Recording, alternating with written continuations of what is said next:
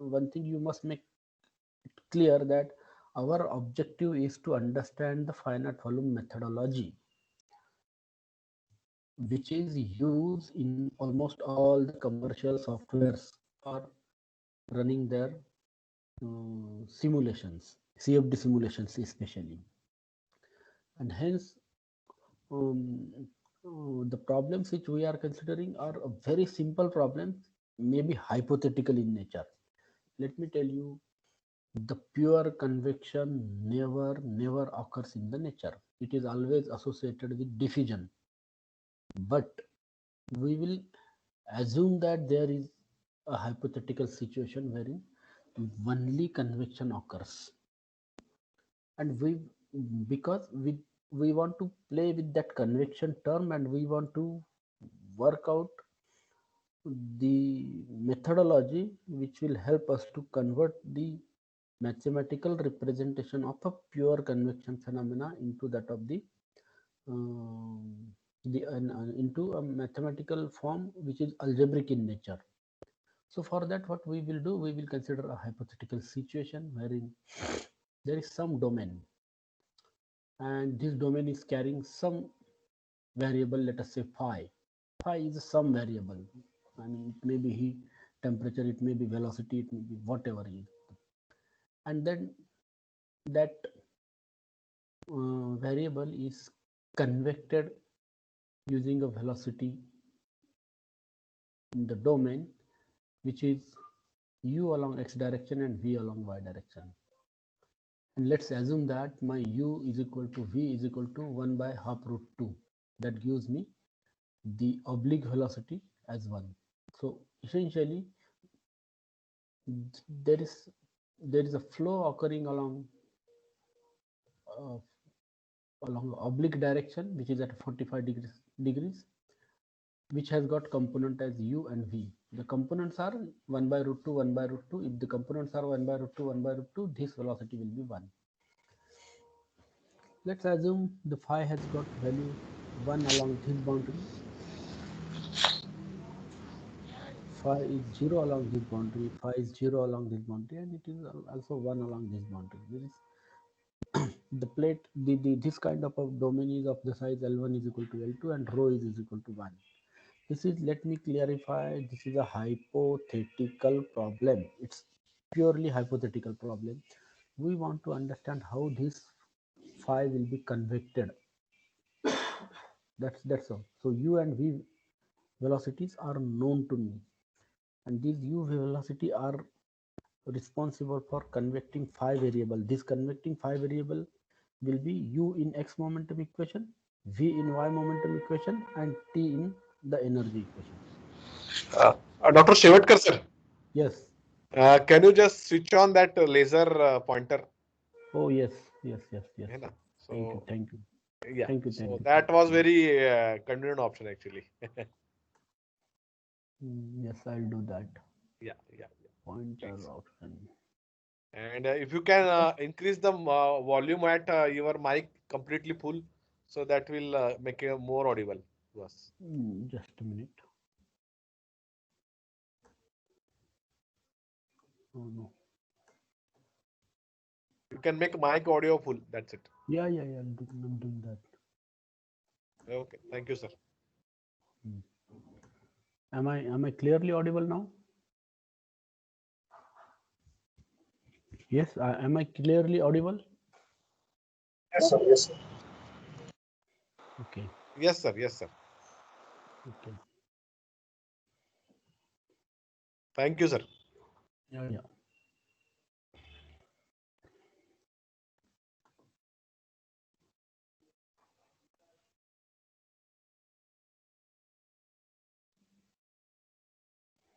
Okay. So this is a hypothetical problem which we are considering, and the domain size is L1 and L2. There is the oblique flow occurring along this direction, which has got two components u and v, and there is some variable phi which is being convected. So u is a convecting variable, u and v convecting variable. This is known to me, and phi is a convected variable. How this is convected and how to make its mathematical representation and how to then discretize it, and how to determine it. That is what is our objective.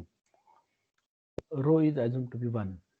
Again, the grid generation is the same procedure which we did follow in the morning class. So I am not going to take you through the grid generation. The first and the most important step is to carry out the domain discretization, and we have discussed this domain discretization in the morning session. The similar domain discretization is to be carried out here also.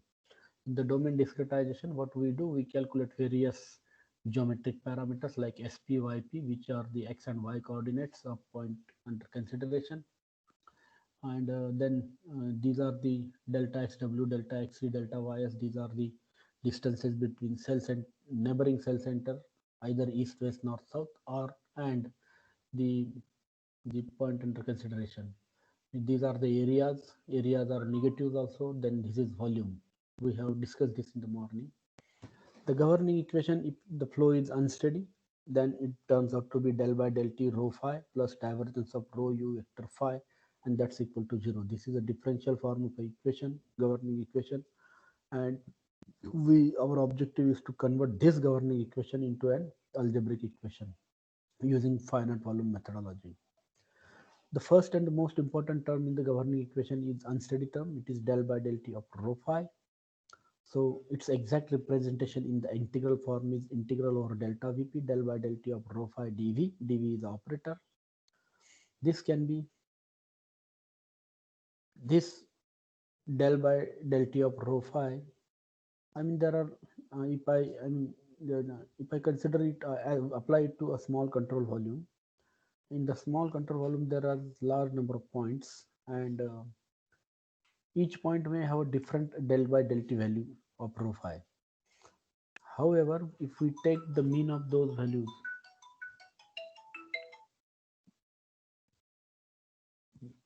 if we take the mean of those values, then it can be assumed to be constant and can be taken out of the integral sign. And then what is left inside the integral sign is dv, and it's delta vp. The integral is delta vp. Integral over delta vp of dv is delta vp. This mean value further can be approximated by considering it as equal to the value at point P. So del by del t of rho P at point P is approximately equal to into delta Vp. And this quantity can be further discretized as in the time direction as phi p at n plus 1 level minus phi p at nth level upon delta t. Delta is t is the time duration between two consecutive time steps, and n plus 1 and n, these are the two consecutive time instances. If n is the current time instant, this is next time instant, and if this is the current, then this is previous. And then phi p n plus 1 minus phi p at n plus 1 divided by delta t into rho delta vp. This is the discrete representation of my unsteady term. I hope this is clear to all of you. Discrete representation, or it is algebraic representation of the unsteady term. Then next go to the next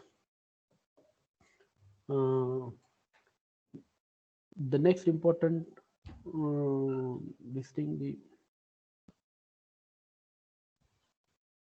the next important term in the governing equation is divergence of rho u vector phi, which is a convection term. Now we will try to understand how to discretize this convection term using finite volume method. Its exact representation as applied to a small control volume. Let us consider a small control volume and let us apply this term to a small control volume which has got volume equal to delta Vp. So integral over delta Vp divergence of rho u vector phi into dv. Now this is a volumetric integral. If I convert it into surface integral, this divergence goes off, and I get the integral over delta s is equal to rho phi u vector dot n cap. Now this u vector dot n cap represents essentially a velocity normal to the surface, and that's a normal to the surface across which we are taking the integral, and that is why the dot n cap is introduced here. And of course dv is converted into ds, so it transforms. So this is a Gauss divergence theorem which is widely used by most of the mathematicians to convert volumetric integral into that of the surface integral. This integral is written for all four surfaces. It can be disintegrated into four surfaces individually. So integral over delta SE, that is east face, rho phi into u dot n cap, that is normal velocity. If it is the east face, normal velocity will be u velocity, into dSE. Similarly, I can make it, the second term will be integral over delta SW rho phi on the face, because we are writing this equation for the faces. So rho phi f u on the west surface and dsw. Similarly, I can do it for north and south faces, and then I can make the summation. The summation over east-west north surface of integral over delta SF. Now this F changes as east-west north-south. Rho phi un, and un is a normal velocity, and to ds. This can be further approximated. Now this is the exact representation, but it can be approximated by considering this.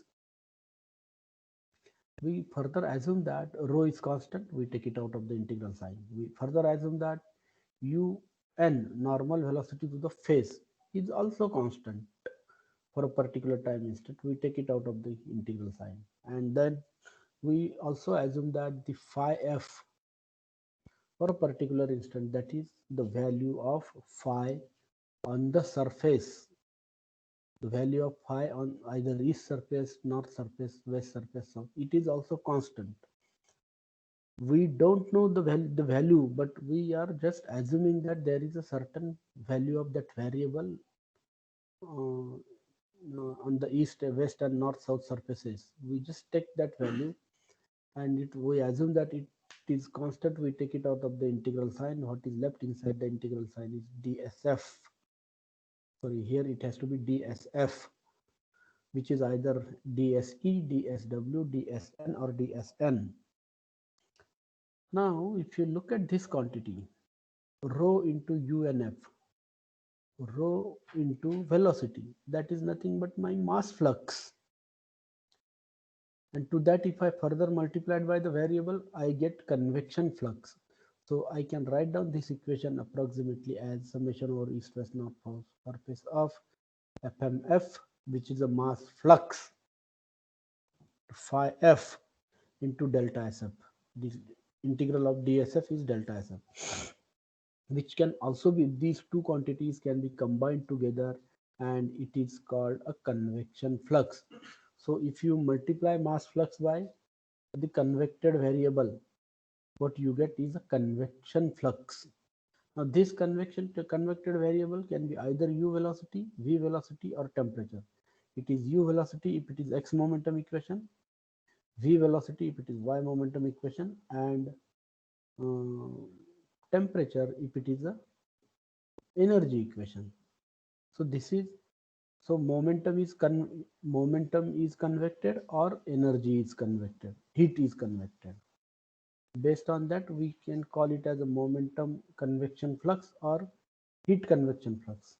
So these two quantities can be clubbed together. Fc F phi, it means the convection flux across the surface of phi, convection of phi into delta SF. So this is my total, and this, if I multiply the flux quantity by area, what I obtain is a total quantity. So this total quantity, this represents, the entire quantity represents a total convection occurring across all the faces of a control volume. FCF phi into delta SF, and its summation over east, west, north, south faces. So this is my Cp phi, the convection. Now in this Cp, if I want to calculate this Cp phi, which is a total convection across east, west, north, south faces of a control volume, I need to know two things. One is mass flux, and I also need to know the value of phi on the faces, either east, west, north, or south. I need to know without this value, I cannot calculate total convection occurring across the faces. So how do I get this value? That's the question, because I don't know the value of variable on the faces. I know the value of variable at the cell centers. I know the value of variable at the cell centers, either from initial condition, initial guess, or boundary condition, whatever. I know that, because to kickstart the problem, I always may take some initial guess or take some initial conditions or boundary conditions also. So the value at cell center is not known to us, but we don't know the value of variable on the surface. So this can be calculated either by using interpolation, or maybe we can do some extrapolation. So doing this interpolation and or extrapolation to calculate the value of convected variable on the faces of the control volume is essentially called a convection scheme. And these convection schemes are nothing, these are the heart of the convection problems. We will see what are the various convection schemes which are available. How do we calculate the value of variable on the, we will assume east face by using the value, and for east face we will try to understand the expressions for determining value of variable of, that is phi f. In this case it will be phi e. How to determine phi e, that we will learn by, and then we can deploy that same method to west, north, and south faces also. So convection flux on the face of the control volume is given as fc phi. It is also equal to fmf into phi f. The convecting variable is fmf. This is mass flux. This is convecting variable. It is mass flux, or you can say velocity. And this is my convected variable. So phi is a convected variable. It is u velocity in x momentum equation, v velocity is y momentum equation, and temperature and energy equation, as I told you already. So the convecting variable acts like a driver, and convected variable acts like a passenger to transport the momentum or energy. Consider, I mean, I will quote you here an example. Consider that you are standing in between the ice and, let's say, 1 second.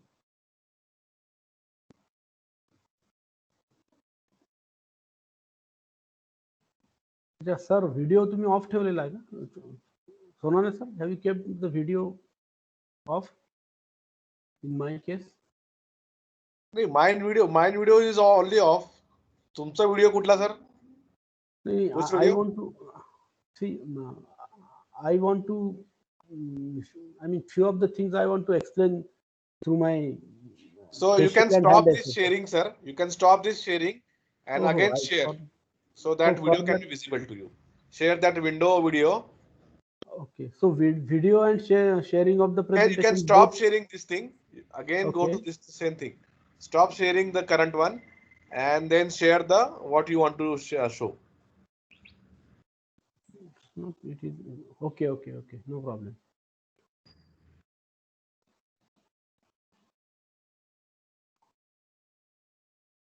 Oh, it is on now. Currently, your PPT sharing is on, so you can again go to the same location.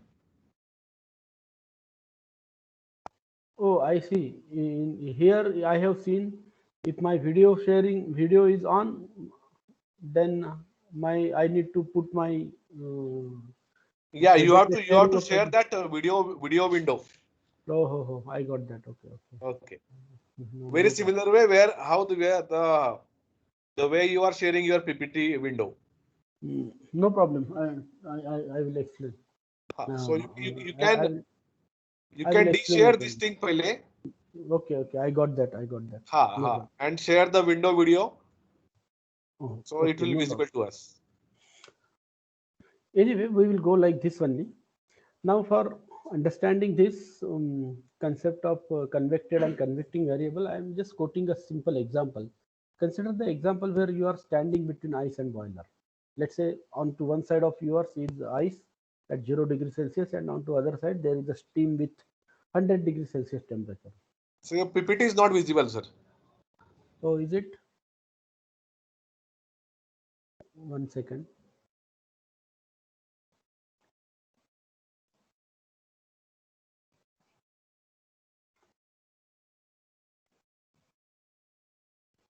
I don't know if it.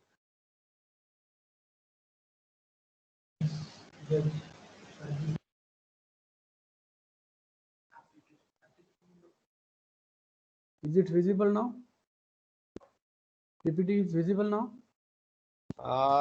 No, sir. No, sir. No, sir. 1 second. Not visible. 1 second. One second. 1 second. I'm doing it again. No. I think it should be visible now. It must be visible now. Yes, sir.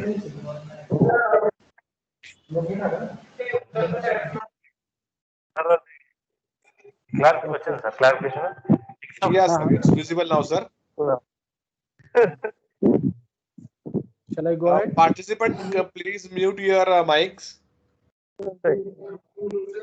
I request participant to mute your mic, please. Shevatkar sir, you can unmute your mic.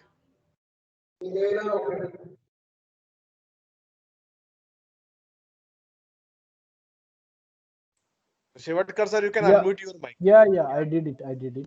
Yeah. Because I need to mute all, na. Yeah. Yeah. I hope Yes, I'm audible now. Yeah, you're audible now, let and us- PPTs are visible, sir. Yeah, I was trying to explain the concept of convecting variable and convected variable. So Yes, sir. for that, let us assume that you are standing at one location, and onto one side of you there is ice with 0 degrees Celsius temperature and steam at 100 degrees Celsius. When you don't have any flow between, I mean, there is no flow occurring around you or from around the ice or around the steam, then you have the equal effect of coldness and the heat due to conduction, because there is the conduction is always present, although there is no flow occurring, but the air is also has got some conductivity. So you will feel that effect of coldness as well as hotness equally. However, if there is a flow occurring from one side, you will feel more hot or cold depending on the magnitude and direction of the convecting velocity. So here this convecting velocity plays a very important role. For example, if there is some flow occurring from your, let's say, 0 degree Celsius side, then you will feel the cold. If it is occurring from other side, from the 100 degree Celsius side, you will feel the hotness. And this hotness or coldness will depend on the magnitude and the direction of velocity with which the flow is occurring. And that velocity plays an important role. That velocity is a convecting variable. And what is convected? Convected is the heat which is expressed in terms of temperature, or momentum which is expressed in terms of, again, velocity. So velocity convects velocity if it is a momentum convection, and velocity convects temperature if it is a heat flow. Something like this. If I have a flow which is occurring with 1 meter per second, I will feel, I mean, this, let's say I am standing between ice and boiler. This is at 0 degree, this is 100 degrees Celsius, and let's say the flow is occurring with a very low velocity. If it is occurring with a very low velocity, I will feel the temperature which is little less than 50 degrees Celsius. But if the flow is occurring with very high velocity, I will feel the temperature here which is very close to 0 degrees Celsius. On the contrary, if the flow is occurring from this end, the boiler end, if it is occurring with a very low velocity, I will feel the temperature which is little higher than 50 degrees Celsius.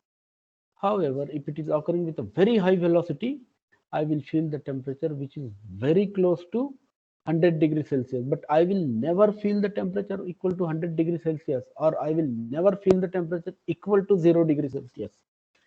Why does this happen? Because the conduction or the diffusion is always present there. And thus I can say the temperature which I feel here is always dependent on either the direction of the flow, whether it's occurring from this direction or from this direction, and the magnitude of the velocity also. So now in our case, what we are intended to do, we want to find out this phi f. I want to find out the value of variable on the phi, either by interpolation or extrapolation. So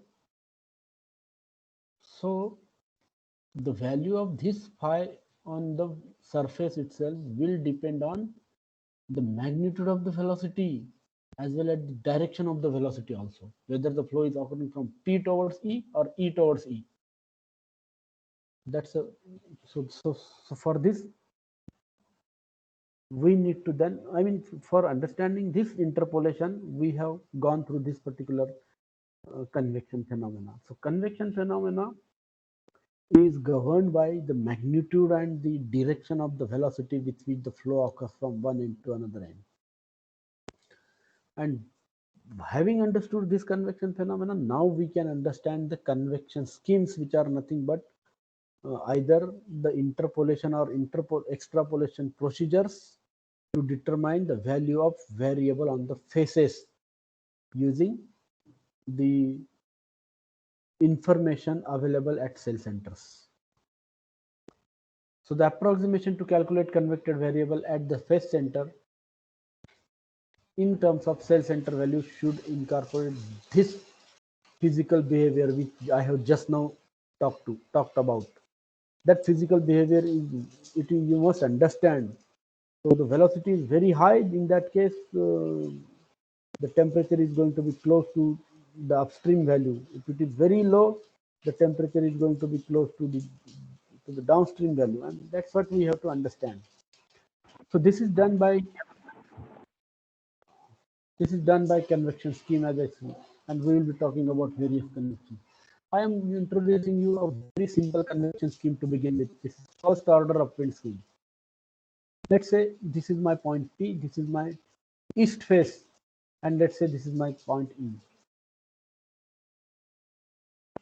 This is, let's say the flow mass flux is positive. In that case, flow is occurring from P towards E, and it is going through capital E. If it is mass flux is less than 0, then the flow is occurring from this end. In the first order upwind scheme, what we do, I assign the value of upstream value at upstream cell center to the face. So I assume that the temperature here is equal to temperature here. That is phi f is equal to phi u. This is upstream point. Here, if it is occurring from this, when fmi is less than 0, then in that case, the phi f will be equal to phi u. But in this case, that phi u is phi e. In this case, phi u is phi p. So this is my first order upwind scheme. It is an extrapolation I am doing. I am doing extrapolation to. So what I am doing, I am assigning the value of the variable at upstream cell center to the face, adjoining face, and that's the extrapolation. The first order upwind scheme. Similar to this, there are other schemes also. There are 2 extrapolation schemes and 2 interpolation schemes which are available in the literature, which are widely used, which are also available in the all the software. The first order upwind scheme involves 1 upstream cell center value. However, if it is a second order upwind scheme, it involves 2 upstream cell center values. For example, if I want to find out the value of variable at the face here, I make use of P, and also you make use of PP, which is upstream of upstream cell center. If I want to find out the value here, when the mass flux is in the negative direction, I use E. I also use EE. So that becomes a second order upwind scheme. We will look at the expressions for first order, second order, but those are extrapolation schemes. There are 2 interpolation schemes also available in the literature. One is central difference, so that is just take the average of the 2, and then that becomes a central difference interpolation scheme.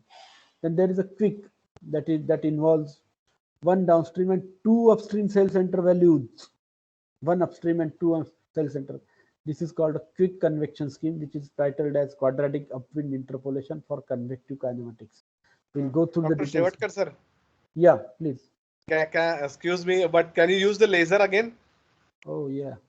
Yeah. Sorry, sir. No problem. Yeah.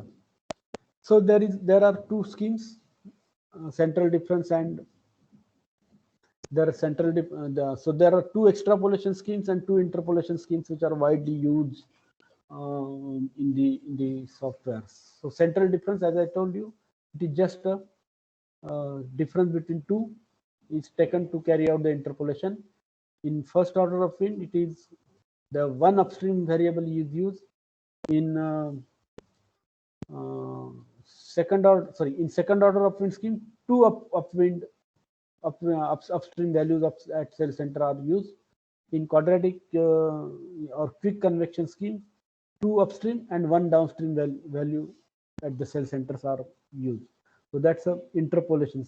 Central difference and quick, these are interpolation, and first order FOU and SOU, these are the extrapolation scheme. We will look into the details of these. Let us first. So how do we do? Go ahead. The approximate approximate the variation of phi as a linear, quadratic, or cubic in terms of its neighboring downstream, upstream, and further upstream cell center value. Now what we are going to do here, we are going to just rename earlier we used to use P, capital E, capital W, or maybe we can use capital WW, capital EE as a nomenclature. But now for the sake of understanding the equations, we will replace this phi P as phi U, that is upstream. We will replace this W as phi UU, that is upstream of upstream. So phi UU is phi W, phi U is phi P. And we will replace phi capital E as phi D, which is a downstream if my flow is occurring in the positive x direction. If it is occurring in the negative x direction, then this is my phi U, that is phi U is equal to phi capital E. And phi P is phi D, the phi D is phi P. And phi UU is phi E. So that's a nomenclature which we will be using to understand the convection schemes. Now let us understand the second order convection scheme. For second order convection scheme, we do the linear extrapolation. As I told you, SOU is an extrapolation scheme. For that, we make use of equation phi is equal to AX plus B. So I assume that if I want to determine the expression for variable at east face, this is my phi U, this is my phi UU, and this is my phi D. So I can do the linear extrapolation and obtain the expression for phi small e, which is the value of variable on the east face. For that, I make use of a simple expression phi is equal to AX plus B. And then I assume x originates from somewhere here. At x equal to 0, I have phi is equal to phi UU, that gives me B is equal to phi UU. And I have another condition at x equal to delta x, I have phi is equal to phi U, that gives me the expression for A. And thus I obtain keeping back this A and B in the expression here, I obtain expression for phi. And then at x equal to, this is delta x and this is half delta x. So at x equal to 3 by 2 delta x, I obtain expression for phi E as phi U plus phi UU upon delta x into 3. This is my x now. So after simplification, I obtain a simple expression phi U minus 3 phi U minus phi UU upon 2. So that's the expression for determination of variable on the east face. Similarly, I can develop the expression for west face, north face, south face, and so on and so forth. So that's my second order upwind scheme to determine. This is the equation which represents second order upwind scheme to determine value of variable on the east face. Then the next scheme is a quick, that is quadratic interpolation. For that, I make use of an expression ax square plus bx plus c. Again, I can use the boundary condition at x equal to 0, phi is phi UU. At x equal to delta x, phi is phi U. At x equal to 2 delta x, I have phi D. So that gives me an expression. I can work out with these expressions and find out the constants A, B, C. Of course, C turns out to be phi UU, and then A turns out to be this quantity, and B turns out to be this quantity. I can obtain an expression for phi E as at 3 delta x by 2. In this case, it is phi E at 3 delta x by 2. It turns out to be 3 phi D plus 6 phi U minus phi U upon 8. Look at this expression carefully. It involves the value of variable at 2 upstream neighbors and 1 downstream neighbor. Earlier, it was 2 upstream neighbors only in SOU. So this is peak. Then I have already told you FOU scheme. It's very simple that the value of upstream neighbor is assigned to the phase. That's very simple. Now what we are doing, we will be trying to understand how to implement these convection schemes, because the convection scheme depends on the direction. So direction of the flow, and hence in the code how to implement it, that's what we are trying to understand. We'll try to understand. For example, if let's say this is my convection flux across east face of a certain cell, this is east face. So FME into phi E is a convection flux on the east face. This is FME into phi U, because FE is nothing but phi U in this particular case. Because to this east cell, I assign this value, which is phi P, but that is expressed in terms of phi U. Now, a priori, usually I do not know the direction of the flow. My flow keeps on going on. I am keeping on simulating it. So my code must take care of the direction of the flow itself. So if the direction is positive, my phi U is phi P. If the direction is negative, my phi U is phi E. So this particular concept should be incorporated in the code. So what we do, we make use of a library function like maximum. So maximum of FME comma 0 into phi P minus maximum of minus FME comma 0 into phi E. So if my flow is occurring in the positive x direction, this quantity in this quantity FME will be retained, and in this quantity 0 will be retained. So this term becomes 0, and only this will be implemented. If my flow is occurring in the negative direction, between these two 0 will be retained, and between these two FME will be retained, and minus minus will become plus, and thus this quantity will be done away with, and this quantity will be retained. So if I write down the equation like this, I am able to take care of the direction. Let the direction be anything. If this equation is implemented, it will appropriately choose either phi P or phi E as an upstream variable. So thus convection flux can be calculated as FME phi F, FMF phi U. So phi P will be phi U or phi E will be phi U, depending on the direction of the flow.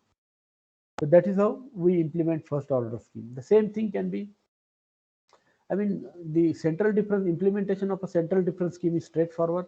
Convection flux is equal to, this is across convection flux across east face. It is FME into phi E, which is equal to FME into phi P plus phi E divided by 2. Even the direction changes, phi P plus phi E will remain.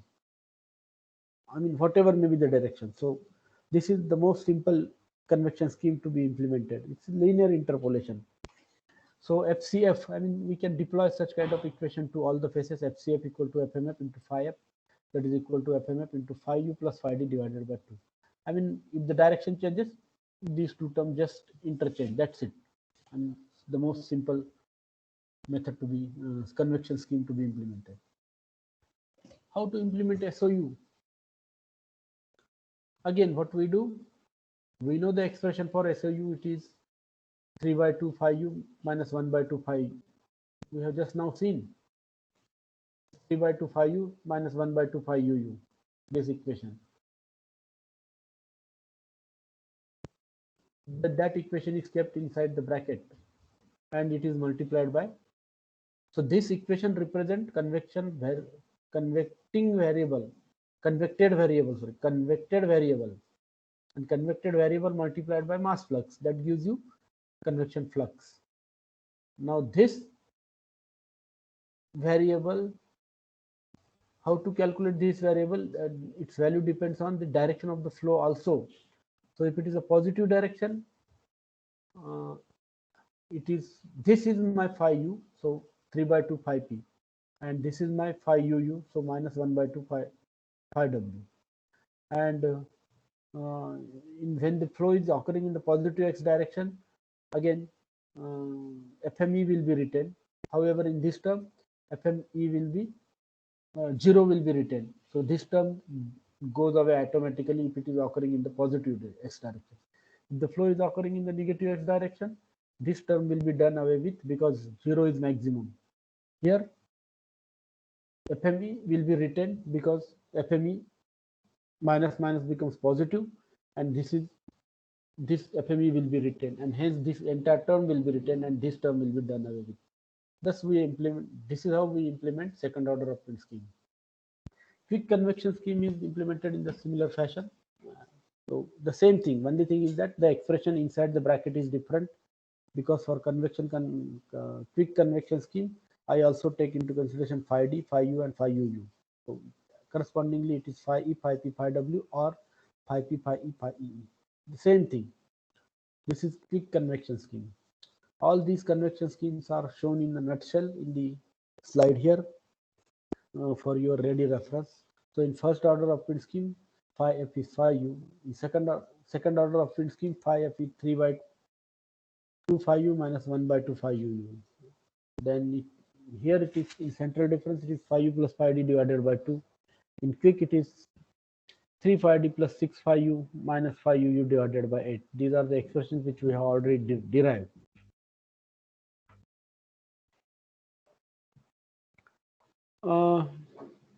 While in implementing the convection schemes at the for the border cell centers, we need to take a special care.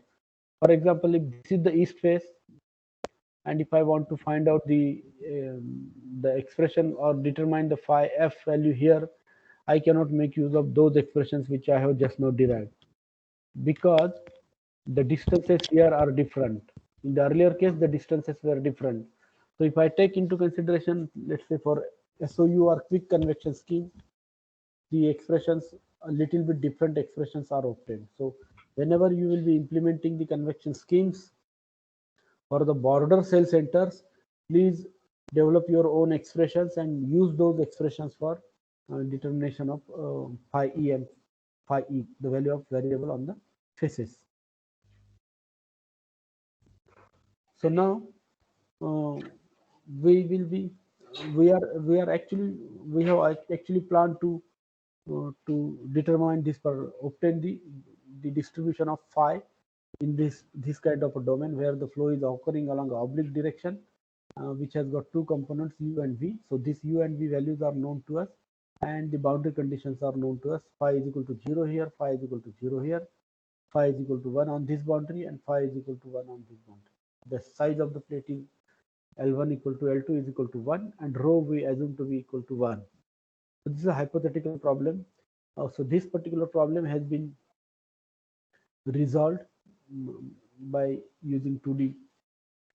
So if it is a steady state convection, then divergence of rho u vector is equal to 0, and its finite volume discretization is summation over east west north south faces FMF into phi to the phi f at nth level into delta SF is equal to 0. So when I talk about nth level, then I mean to say it is an explicit method. So so essentially I can say Cp phi is equal to 0 is the discrete representation when my flow is 2D state convection. And for that, then I can explicitly write down the equations for each and every phase. I can explicitly write down the expressions for the value of variable on each and every phase. For example, if I am considering first order of wind scheme, my phi E will be equal to phi P. My phi W will be equal to phi W. phi small w will be equal to phi w. My phi capital N, phi small n will be equal to phi p. My phi small s will be equal to phi capital S. This is my first order of field scheme. I have written all those expressions here. If it is a central order difference, central difference scheme, then phi small e is phi capital E plus phi capital P divided by 2. Similarly, if it is a phi small w, phi p plus phi capital W divided by 2. Those expressions are written here. The same way for north and south faces. If it is a second order upwind scheme, then phi e. This is all written considering that the flow is in positive x direction. Phi e will be in terms of phi p and phi w. So phi e will be in terms of phi p and phi w. Phi w will be in terms of phi w and phi ww. Phi w and phi ww. Phi north will be in terms of phi p and phi s, and phi south will be in terms of phi s and phi ss. When I write down expressions like this, it becomes easy for me to next replace these in terms of running indices. Like for example, phi p is phi ij, and phi capital W is phi I minus 1 j. Phi capital S is phi I j minus 1. Phi capital N is phi I j plus 1. Phi capital E is phi I plus 1j. So thus, I mean, why the purpose of writing expressions like this is for is that you by if you know these expressions like this, you can convert these expression immediately in terms of running indices. Similarly, here the quick convection scheme is written in the same fashion. So you can. I am going to share all these PPTs with you. You can use these PPTs for the sake of understanding later on. So 2D steady state convection further can be, if I apply it to,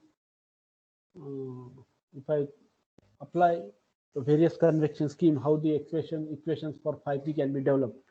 So summation over east west north south faces FMF phi f at nth level into delta SF, that is also equal to summation over east west north south of phi f delta SF equal to 0. So summation over east north faces, this is positive, and this is negative summation over west south faces, that is equal to 0.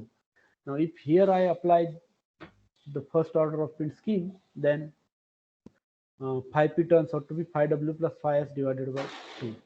How? For example, here it will be summation over east and north faces. For east face, my phi f is phi p, and for west face, my phi f is phi w. So this is phi p minus phi w. Here it is, sorry, it is for east and north face. So it is phi p, 2 phi p is there, 2 phi p will be there, because for east face it is phi p and for north face it is phi p. So 2 phi p minus west and south minus phi w minus phi s. So that phi w phi s, if I take on to other side, becomes positive. So phi w plus phi s, and then because we had 2 phi p's here, so 2 comes on to other side, and then that becomes phi w plus phi s divided by 2. So this is how I can calculate phi p using first order of field scheme. In the same fashion, I can obtain the expression for phi p using central difference and SOU and quick. So these are the expressions which are provided here for your ready reference.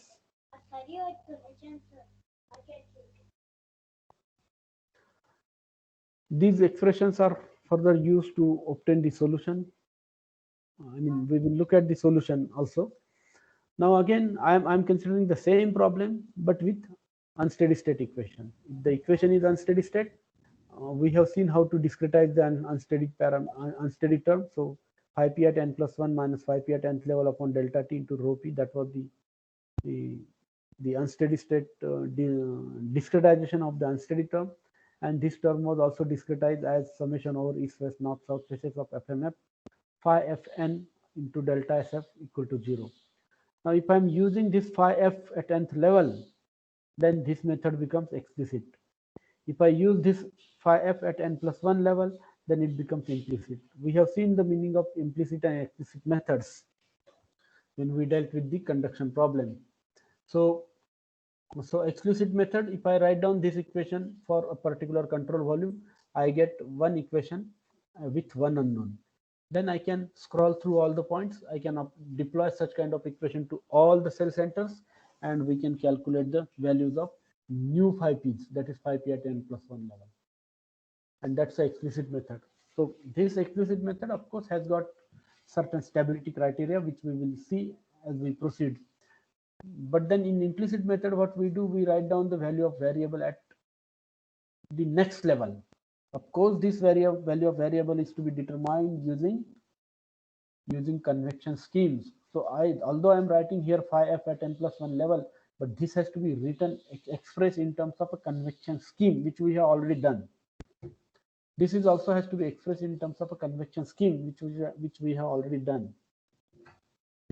So if I write down this equation for all the cell centers, then we will have as many equations as many unknowns are there, and then we can solve those equations simultaneously to obtain the solution. This is called implicit method of obtaining the solution. For explicit method, there is a criteria which is called Courant-Friedrich-Levy criteria.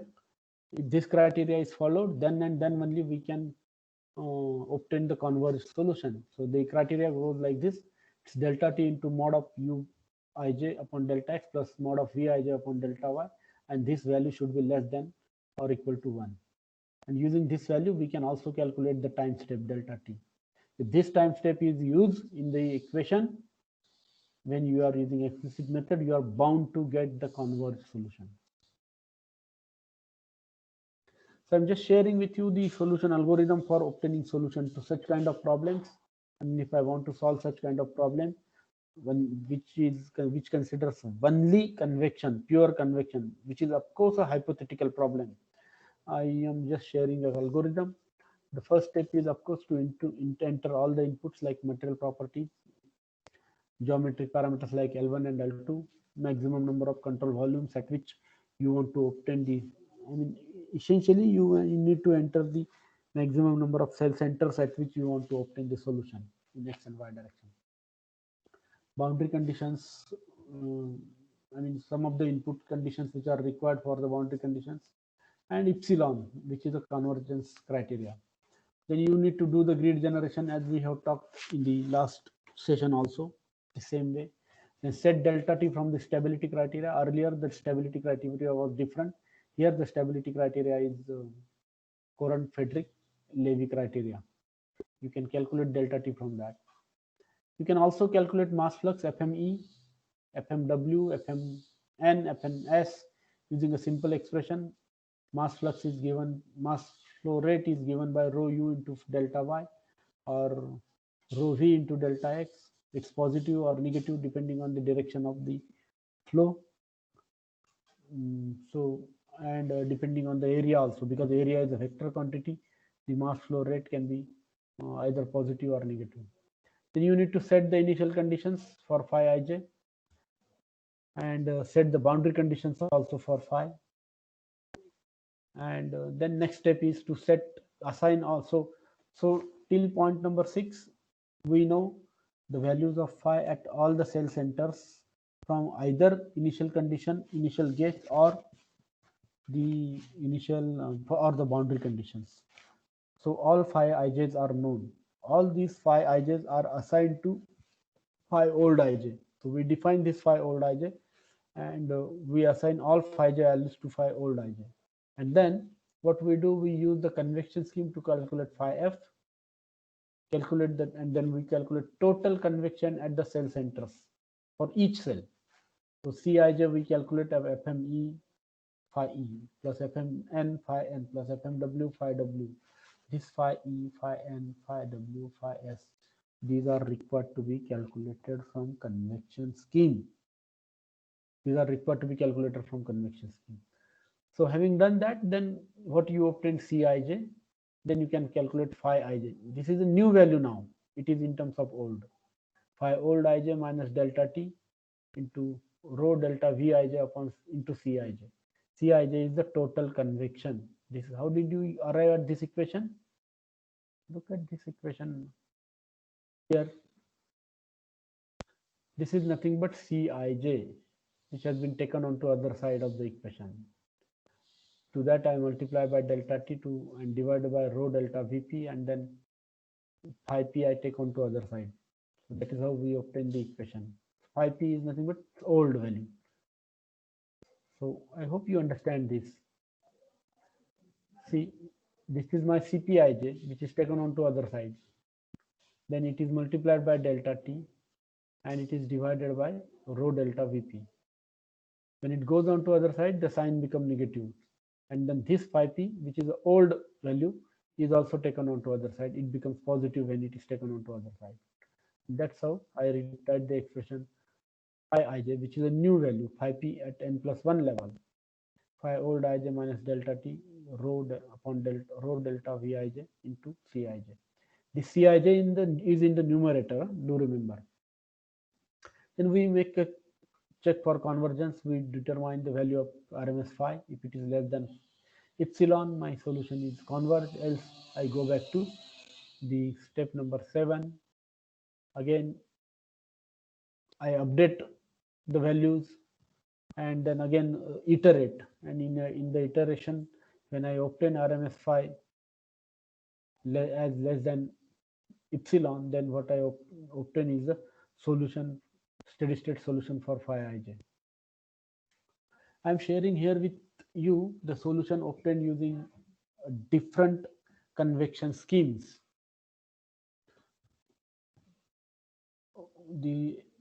For such kind of why we did take such kind of a hypothetical problem? The reason is that because for such a kind of a problem, there is a analytical solution available in the exact solution available in the literature. So phi, if I plot the value of phi along the center line, let us say this is my center line. If I plot the value of phi along the center line,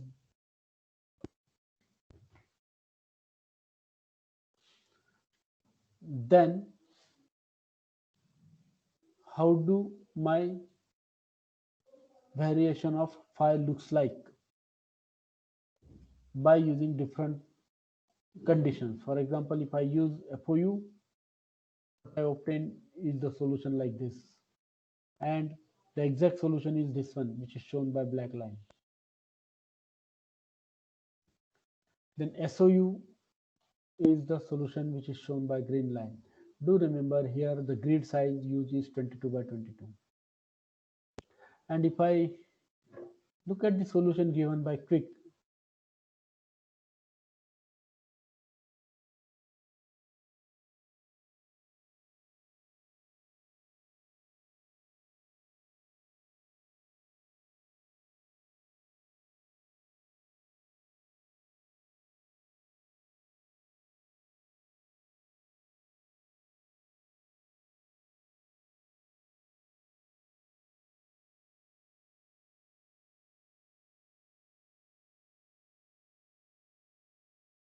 Hello, Dr. Shivatkar sir.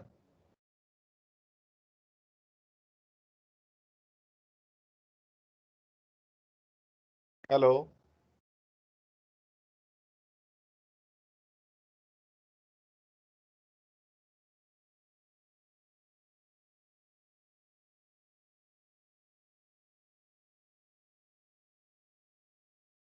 Hello.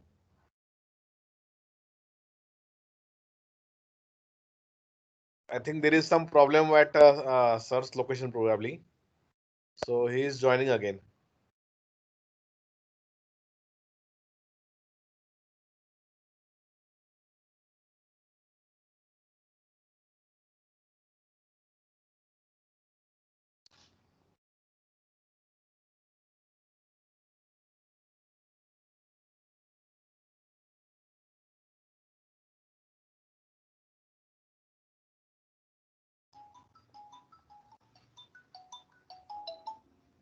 Hello sir.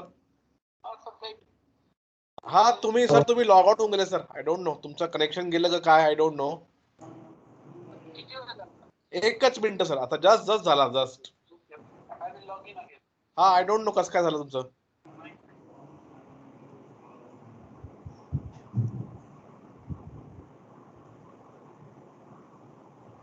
हा sir मी आहे.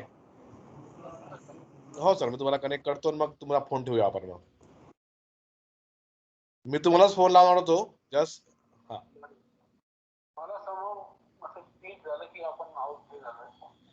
हा नाही, कारण just तुमचं hang झालं आणि लगेच मग तुमचं तुम्ही लॉग आउट झाला. I don't know, may be net connect.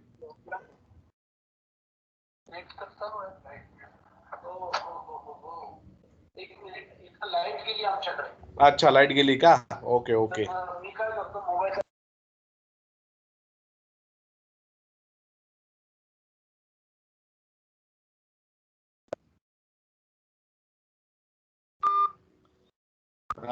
It's heavily raining in the Pune actually.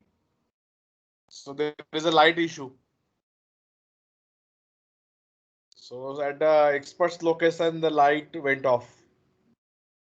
So now he's trying to connect through mobile network. Please bear with us for 5 minutes. It's quite heavily raining in Pune. Okay.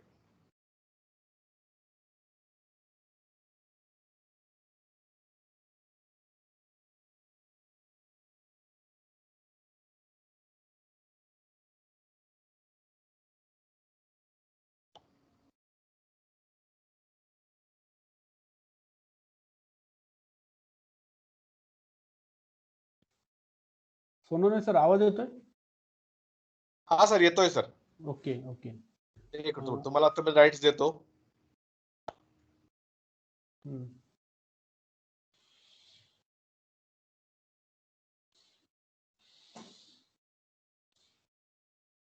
हा sir, तुम्हाला rights दिलेत sir तुम्हाला already. I have shared the screen. Yes sir, yes sir. Is the screen available, visible? Yes sir, available. And you are also audible. Just one last request, that pointer, please switch on the pointer. Yes, I will do that. That participants is highly demanding. Because we are talking on the PPT na. Where we are talking exactly, that they should know actually. Okay, so that's a good option actually, right? Yeah, the algorithm was I had already talked about algorithm, right? Yes sir. Only sir, you there was only one, you just called me na, so no problem sir. Okay. Yeah. Yes. So I was talking about the solution using different. Yeah, solution you are talking about. Yeah, correct sir. Yeah, and with the grid size of 22 by 22, the solution obtained by FOU is the red here. The solution obtained by SOU is represented by green line, and then this is the blue line for quick solution. You can see the solution diverges far away when the quick convection scheme is used with the small number of grid size. The exact solution is also available for such kind of a problem. The solution is for the value of variable along the center line, vertical center line of the domain, and the vertical center line of the domain goes like this. So phi is 1 here, and then phi is 0 here, and then solution along this direction has been obtained and has been plotted here. However, we see that if the grid size is increased, then we get the FOU solution is still far away from the exact solution, but the solution obtained by SOU and quick is very close to that of the exact solution. So that gives me the understanding that the solution is also a function of convection scheme, and physically we also need to understand the convection phenomena occurring very carefully, and then based on that careful understanding of physical phenomena, convection phenomena, we need to decide which type of a scheme is to be used, SOU, quick or FOU. But in most of the cases, it is recommended that you should go ahead with the SOU and quick convection schemes most of the time. So that is, we come to the end of the convection term.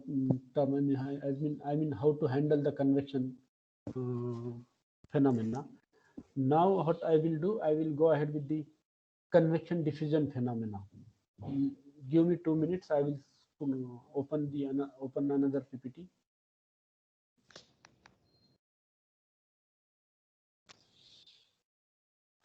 Participant can share their questions on the chat box.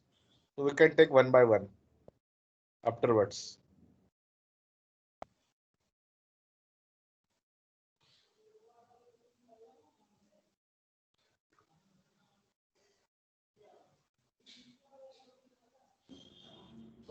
Okay. So is the new PPT visible? Professor Sonone? Yes, sir. Visible, It sir. is visible? Yeah. Yes, sir. Visible, sir.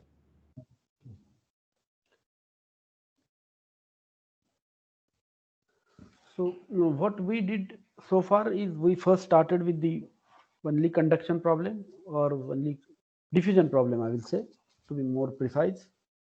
We talked about the convection.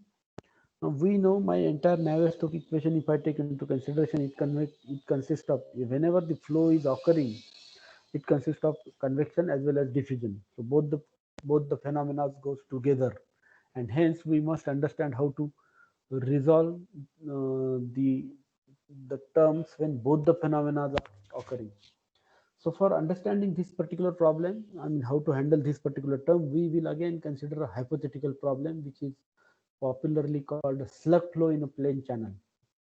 We assume that the entire flow field is known to me, that is u in terms of u infinity. There is a channel. In this channel, the flow is entering at v is equal to 0. There is no vertical velocity. U is equal to u infinity and t is equal to t infinity. And this u is equal to u infinity is being maintained in the entire flow. In fact, in the real situation, the parabolic flow develops. But here we are assuming that the u is equal to u infinity is maintained throughout the domain. So everywhere in the entire domain, the flow field is known to me in terms of u is equal to u infinity and v is equal to 0. And then the temperature at the inlet is T infinity, and the plates are heated. Let's say the temperature of the plate is T is equal to TW. T is equal to TW here.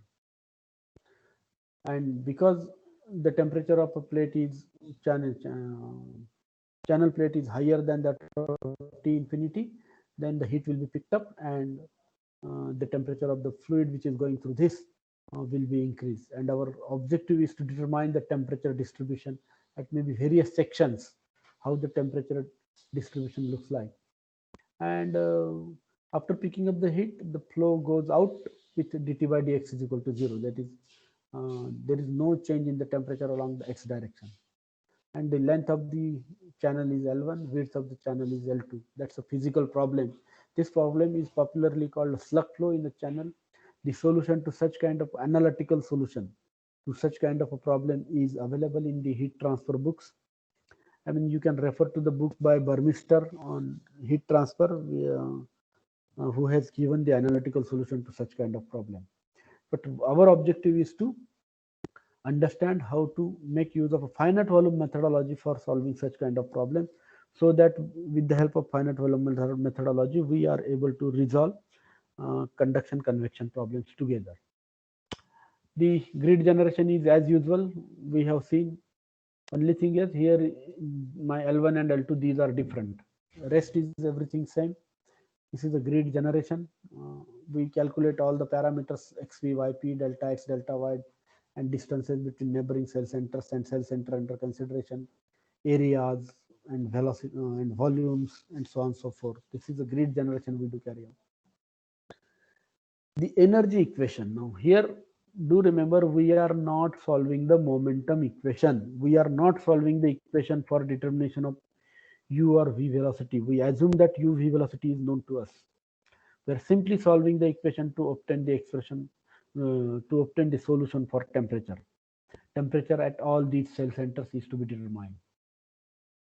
yellow cell centers, and the blue cell centers of course represent the boundary conditions. For example, at all these blue cell centers, the temperature is T infinity. For all these cell centers, temperature is TW. For all these cell centers, temperature is TW. At all these cell centers, dt by dx is equal to 0. So this temperature will be equal to the temperature of the inner cell center. This temperature will be this one. This temperature will be this one. So these are the boundary conditions. And the temperatures at the yellow cell centers is to be determined. That's a grid generation. And for this, we have governing equations like this: Cp del T by del T of rho T, del by del T of rho T plus Cp divergence of rho u vector T, and that is all equal to K grad square T. This is diffusion term, this is convection term, and this is unsteady term. So we will be essentially resolving convection as well as diffusion together. That's more important. Hitherto we have independently resolved this term and this term, but now we are looking at it together. The first term is resolved in the same fashion as we did earlier. Cp under integral delta Vp into del by del T of rho T dV. This is my exact representation in the integral form, and then it is also equal to, we assume that this value, we assume the mean value of this particular derivative, we assume that to be constant, take it out of the integral sign, and the inside the integral sign what is left is dv, and the integral of dv is delta Vp. And then we introduce the second approximation to take into consideration the temporal variation, and that's how we obtain rho delta Vp Cp into Tp at n plus 1 minus Tp at nth level divided by delta T. So that's how we obtain the, so this is next level, this is the current level. If this is current, this is previous. So we take into consideration temperature difference between two consecutive time instances which are delta T apart. This is how we convert the integral form of unsteady term into an algebraic form. Then we know how to discretize the convection term. So that's I mean, we have gone through this essentially. Only thing is that instead of phi, now I am writing here T, because I have now decided that my variable is temperature. So T, this is the exact representation of the convection term. We convert it into surface integral. Then this is a total surface. We disintegrate that surface into east, west, north, south, and we then sum it up. And then we introduce the approximation, and this T is to be determined at the faces of the control volume. This quantity is the mass flux quantity, and the mass flux, if it is multiplied by the convected variable, it becomes convection flux.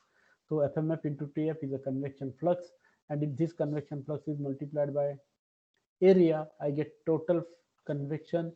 And when the total convection across one of the faces, when we sum it up for all the faces, we get total convection across all the faces of a control volume. So this is my FCF. When I take this entire quantity, I designate it as Cp phi. Cp phi is nothing but the total convection of variable phi across all the faces of the control volume, that is east, west, north, south, and it is calculated using summation over east, west, north, south faces of FMF. TF is the temperature on the faces of the control volume, which is required to be determined by convection scheme. And we have seen various convection schemes like FOU, SOU, and quick convection scheme, and even central difference scheme. So this is my TF. So this is how I can calculate total convection occurring across all the faces. In the same fashion, and the same thing is now shown here diagrammatically. So if I'm calculating, let us say, total convection across east face, then it becomes FME into Cp into TE, mass flow rate. This is flux into area, mass flow rate, MCPT. That's my convection. Again here MCPT, MCPT, MCPT.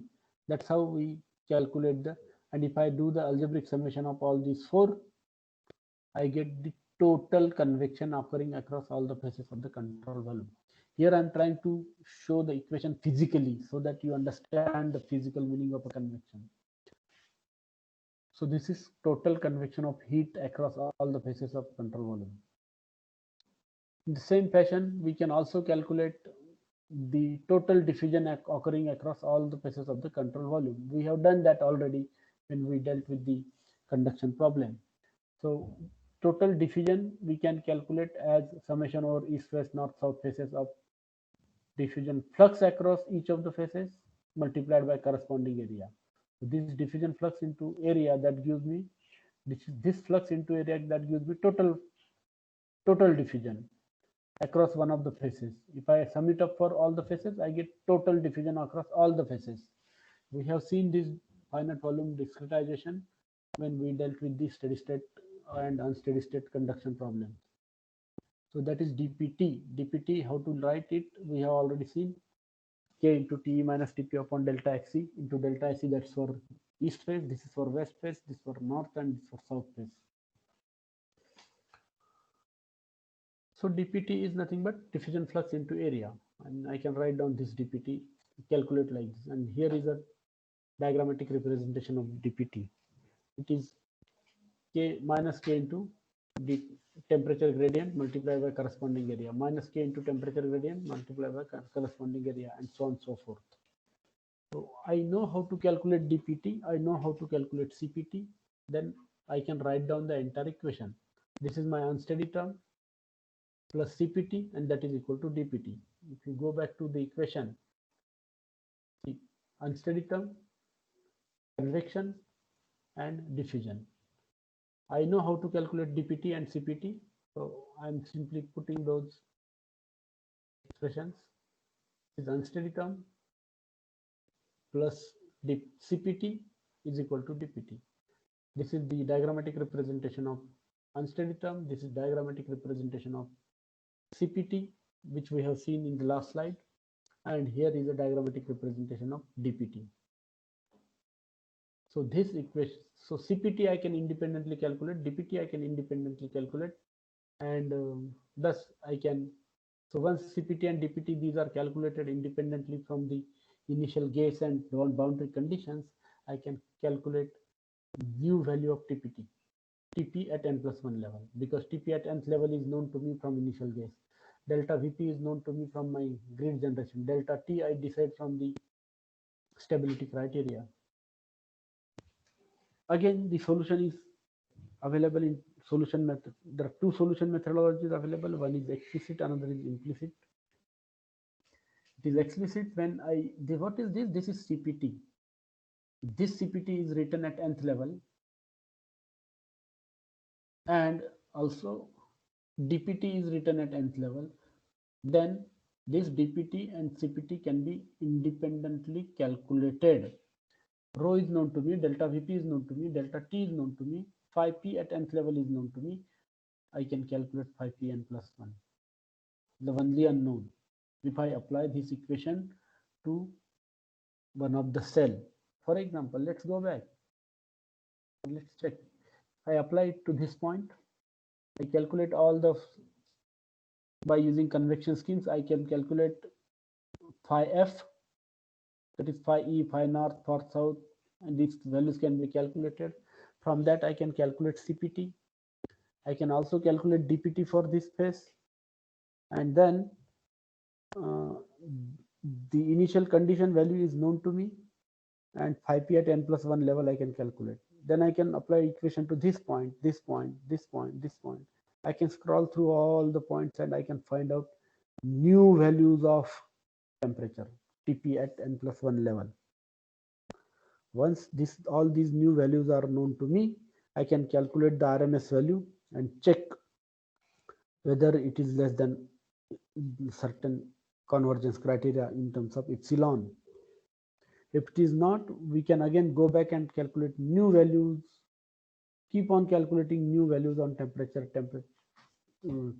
keep on calculating new values till you satisfy the condition, and then you obtain the Once you satisfy the condition, then you obtain the temperature distribution.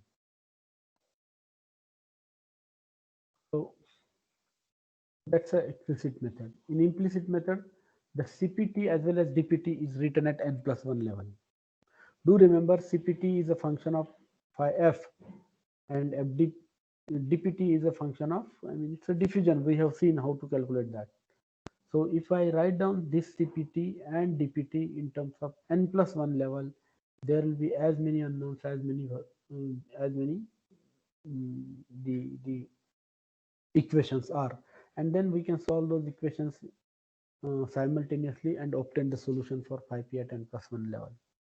In one go, you will obtain the solution for all phi p's, all phi's at n+1 level. Here you will get the solution one by one. This is simple to implement. This is quite difficult to obtain quite difficult to implement because you need to solve the simultaneous equations.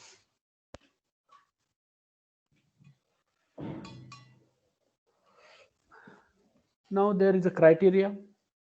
We know for diffusion there is a grid Fourier.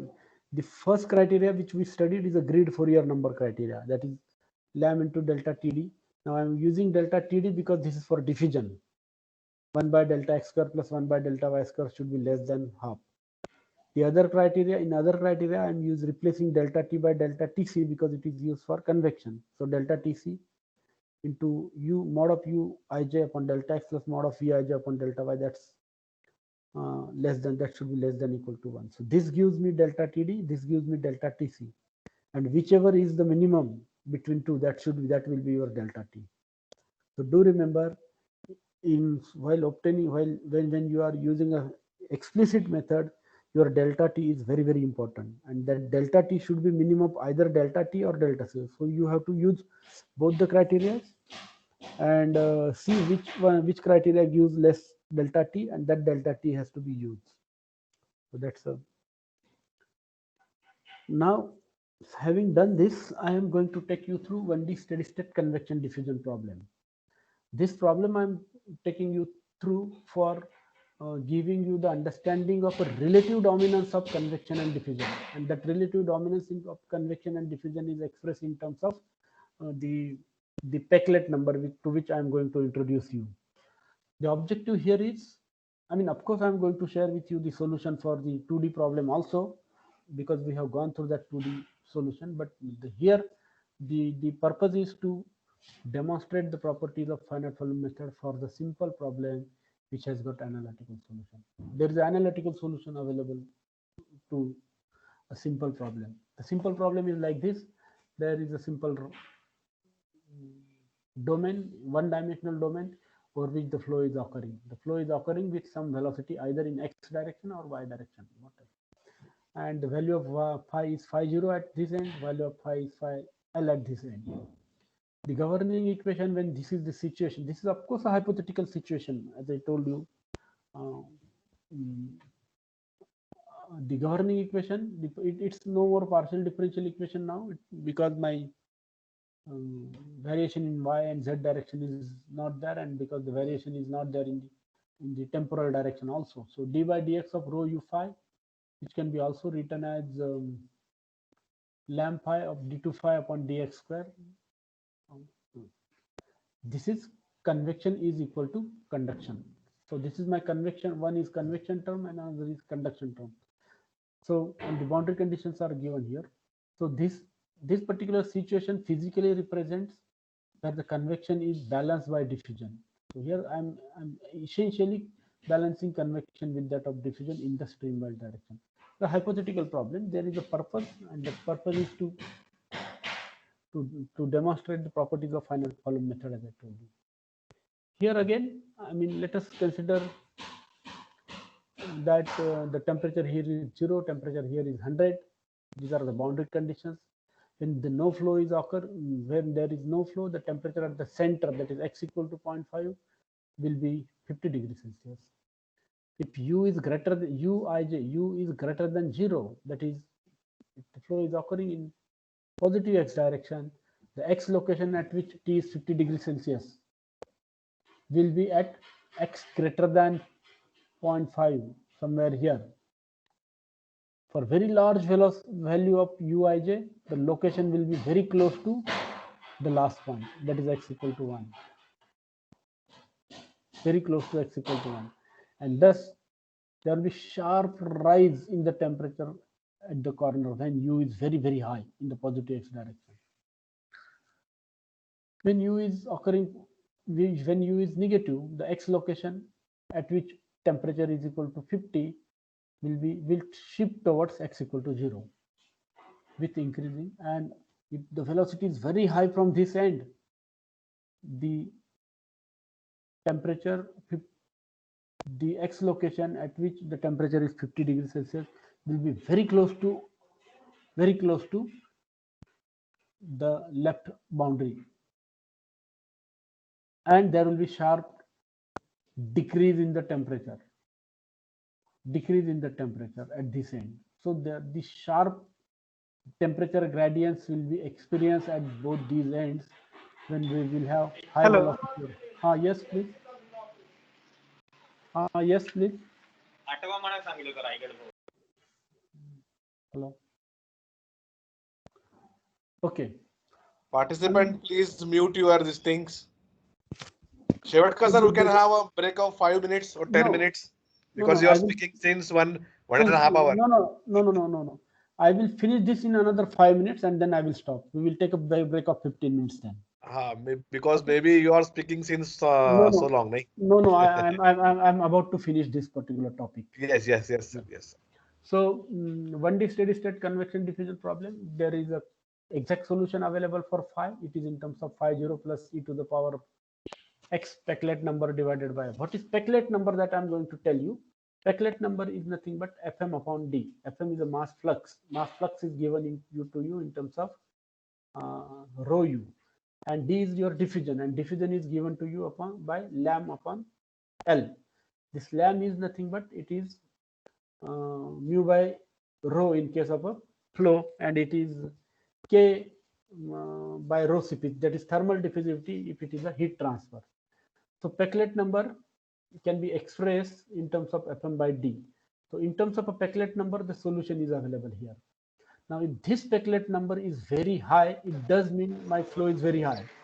ते फॉर्मचा काहीतरी doctor नाही use करायचं म्हणतो. This Peclet number is very high.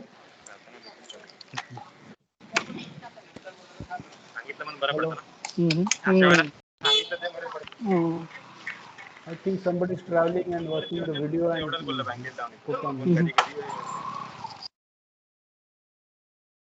You can unmute yourself, so because I have done mute all. Shevatkar sir, you can unmute yourself. I have done it. Yes, sir. Because I am doing unmute all, so mute also. Yeah, I understand. I understand. No problem. Yes, sir. Please continue. So the solution is available in terms of a Peclet number. So if the Peclet number is 0, that what does it mean? If the Peclet number is 0, it means the numerator quantity in the numerator is 0. That means my diffusion is the only mode of heat transfer. And if the diffusion is the only mode of heat transfer, in that case, the variation of the temperature will be linear. So that is shown here for Peclet number equal to 0. If my Peclet number is very, very high in the positive x direction, then we know the temperature over the large portion will be close to phi 0. That is close to phi 0. And at the end, there will be sharp rise in the temperature. If the flow is occurring in the negative x direction with a very high velocity, it means Peclet number is less than 0 and negative. That is negative. Fm is negative. In that case, this temperature will phi L temperature will prevail over the large portion of the domain, and at the end there will be sudden reduction in the temperature. So this is my Peclet. This particular solution is the solution when the Peclet number is very, very low. I mean, it is not low; it is negative, large negative Peclet number. This is large positive Peclet number, and if the Peclet number is 0, it means there is no convection. The only mode of heat transfer is diffusion. So this essentially provides me the idea about the significance of of a so Peclet number essentially provides you the significance of whether your convection is dominant or diffusion is dominant in the flow. So so that's what I have just now talked about. This particular slide I have just now talked about. So now let us look at the solution methodology. If the 1D steady state convection diffusion is occurring, I can write down the equation for east west north phases. I can write down the expression like this. This is convection is equal to diffusion. Then I can split that convection into east west. Diffusion is also split into east and west.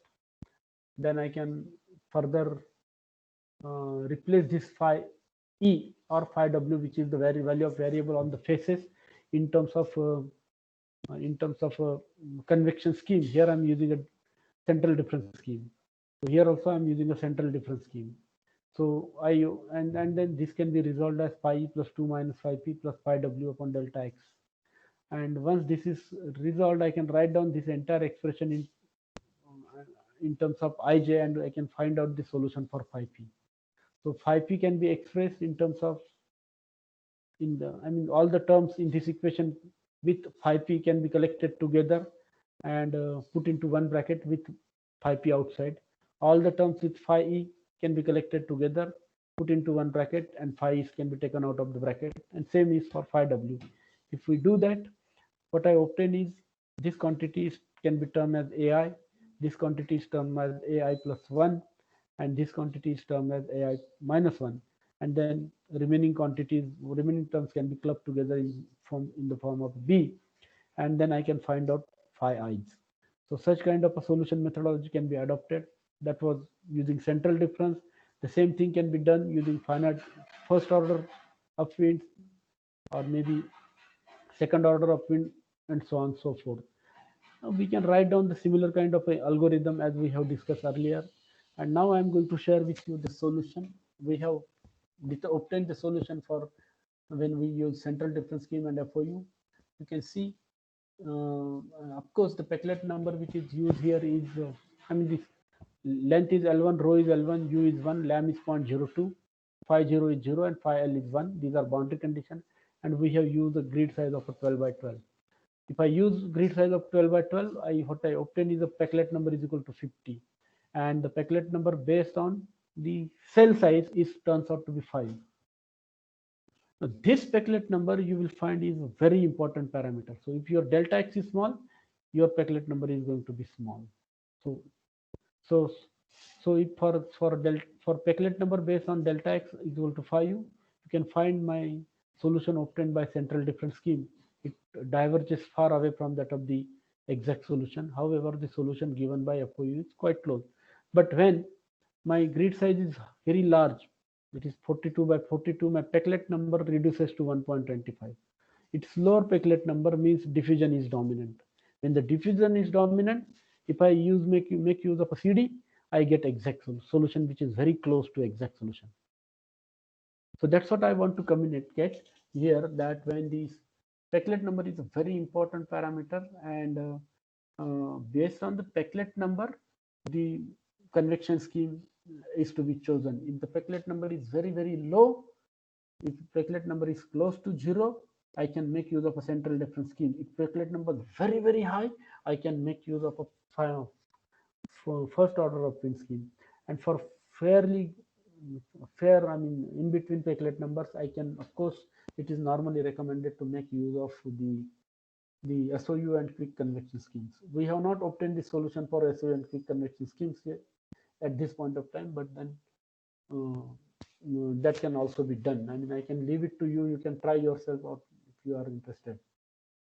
So here we essentially come close to that of the solution.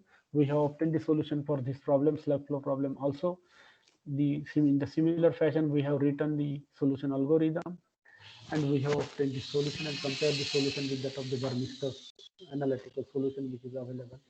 You can find out we obtain a low solution which is very close. The solid line here is the present study, and the dots represent the solution obtained by the Burmister. You can see as we proceed so this is nothing but the temperature distribution in the y direction. This is temperature distribution in the y direction at various x location. X by h is 2, x by h is 6, x by h is so on. So when we proceed ahead, the you can see the temperature at the center keeps on increasing, and that's naturally possible. I mean, because it picks up the heat, the temperature goes on increasing, and that's a test of a finite volume methodology. Um, so thus we see that the finite volume methodology works well for a convection diffusion problem also. So we will stop here. We'll take a break of 15-20 minutes and we'll come back for dealing with the Navier-Stokes equation.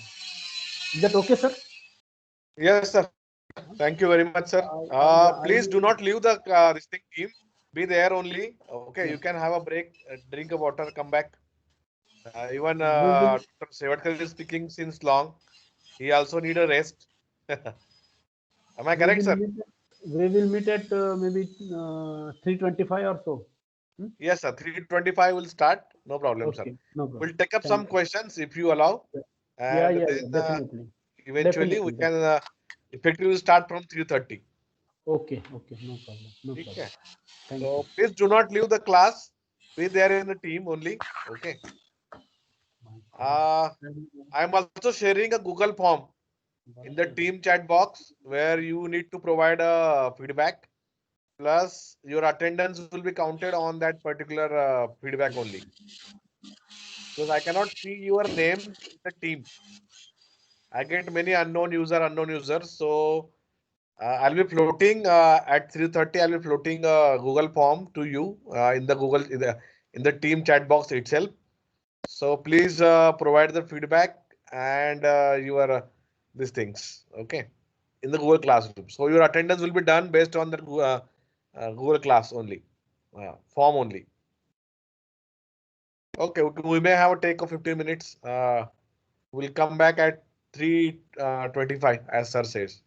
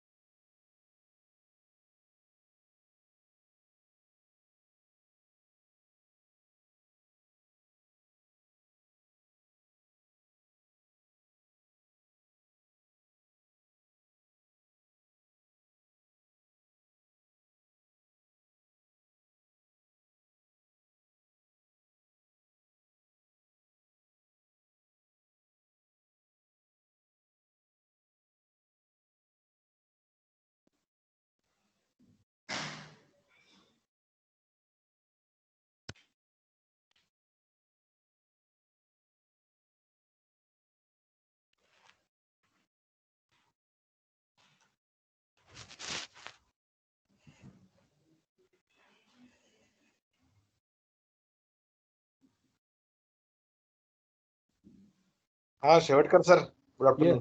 Yes, good afternoon. Yeah. Should we take some questions, some discussion, or you like to go ahead, sir? काय करायचं? I will like to take the questions, no problem. I mean, if there are questions. एक 2-3 question घेऊया हवं तर, कारण No problem. No problem.